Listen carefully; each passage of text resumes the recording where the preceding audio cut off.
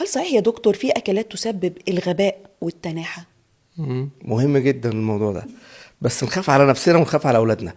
الغباء بيجي نتيجة ان الشخص نفسه بياكل اكل غير صحي، مفيش فيه الفيتامينات المفيدة للمخ، مفيش فيه فيتامينات كاملة، مفيش فيه بروتين كافي، او انه بياخد اكل غير صحي بيأثر معايا في وظائف المخ، زي اللحوم المصنعة بياكلها كتير، نركز بقى في كتير دي، الجبن المصنعة، الدهون المشبعة بصورة والمعلبات عالية، يا دكتور كارثة. المعلبات عشان المواد الحافظة ومكسبات الطعم واللون، الوجبات السريعة كتير ان الفاست انا فود. باخدها فيها نسبة اكسدة وفيها نسبة دهون ضارة كتير، فبالتالي بتعمل لي شوارد حرة او شوارد حرة، شوارد حرة في الجسم، فدي مع الوقت بتأثر معايا على وظائف المخ. عشان كده دايما بننصح لو حد عايز يركز او يبقى مخه احسن وقلبه احسن، خد اوميجا 3.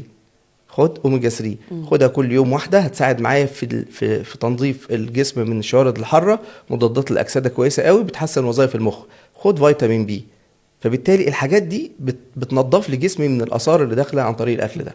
طيب الأفضل إن ناخد أوميجا 3 عن طريق إقراص تابلت يعني، ولا أخدها في شكل أكل، ولا أخد الاتنين أميكس بين الاتنين مع بعض؟ نميكس بين الاتنين مع بعض، وخصوصا لو انا عندي دهون زياده في جسمي، لو انا عملت تحليل ولا عندي دهون عاليه لازم اخد اوميجا 3 خارجيه، عشان هي بتقلل لي الدهون الضاره. اما لو انا شخص طبيعي يفضل ان انا اخدها من اكلي. لو حاسس ان انا عندي في غباء شويه او في قله مجهود تناحة شويه، شوية. تركيزي مش مركز قوي، خد اوميجا 3 كل يوم خارجيه مره بعد الفطار.